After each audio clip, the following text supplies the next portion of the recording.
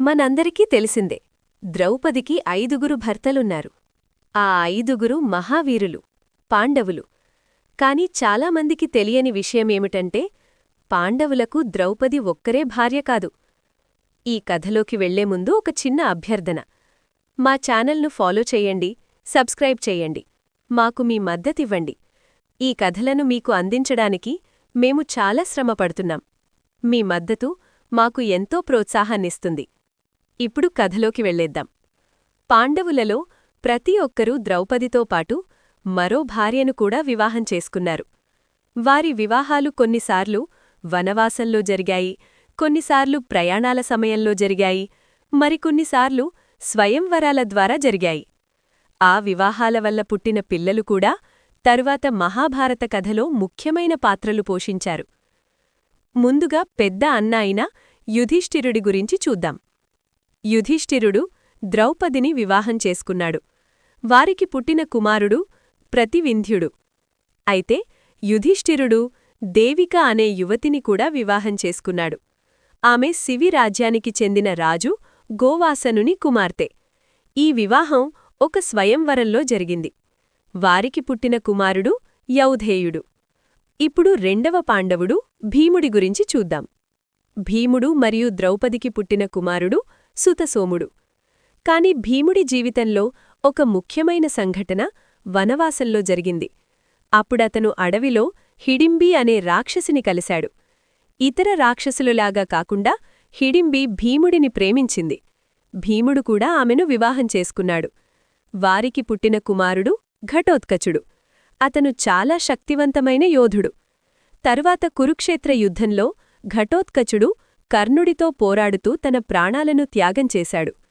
భీముడు వలంధర అనే కాశీరాజ్యానికి చెందిన యువతిని కూడా వివాహం చేసుకున్నాడు.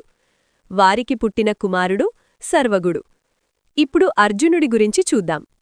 అర్జునుడు తన వనవాసం మరియు ప్రయాణాల సమయంలో అనేక వివాహాలు చేసుకున్నాడు. ద్రౌపదితో అర్జునుడికి పుట్టిన కుమారుడు శృతకర్మ.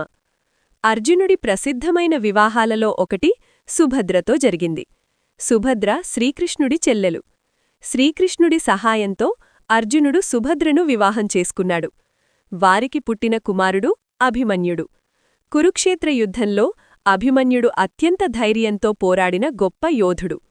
వనవాసం సమయంలో అర్జునుడు ఉలూపి అనే నాగకుమార్తెను కూడా వివాహం చేసుకున్నాడు. వారికి పుట్టిన కుమారుడు ఇరవాన్. తరువాత అర్జునుడు మణిపూర్ రాజ్యానికి వెళ్ళినప్పుడు అక్కడి రాజకుమార్తె చిత్రాంగదను వివాహం చేసుకున్నాడు. వారికి పుట్టిన కుమారుడు బభ్రువాహనుడు. ఇప్పుడు నాలుగవ పాండవుడు నకులుడి గురించి చూద్దాం. నకులుడు మరియు ద్రౌపదికి పుట్టిన కుమారుడు శతానికుడు. నకులుడు కరేణుమతి అనే చేది రాజ్యానికి చెందిన రాజకుమార్తెను వివాహం చేసుకున్నాడు. వారికి పుట్టిన కుమారుడు నిరమిత్రుడు. ఇప్పుడు చిన్న పాండవుడు సహదేవుడు. సహదేవుడు మరియు ద్రౌపదికి పుట్టిన కుమారుడు శృతసేనుడు. సహదేవుడు విజయ అనే మద్రరాజ్యానికి చెందిన యువతిని కూడా వివాహం చేసుకున్నాడు. వారికి పుట్టిన కుమారుడు సుహోత్రుడు. ఇప్పుడు ఒక ముఖ్యమైన విషయం. ద్రౌపదికి మొత్తం 5గురు కుమారులున్నారు. ప్రతి పాండవుని నుండి ఒక్కొక్కరు. వారిని ఉపపాండవులు అని పిలుస్తారు. వారి పేర్లు ప్రతివింధ్యుడు, సుతసోముడు, శృతకర్మ, శతానికుడు, శృతసేనుడు. కాని దురదృష్టవశాత్తు కురుక్షేత్ర యుద్ధం ముగిసిన తర్వాత ఒక రాత్రి అశ్వత్థాముడు ఈ 5గురిని హతమార్చాడు. అందుకే ద్రౌపది పాండవులలో అత్యంత ప్రసిద్ధమైన భార్య అయినప్పటికీ పాండవుల జీవితంలో జరిగిన ఇతర వివాహాలు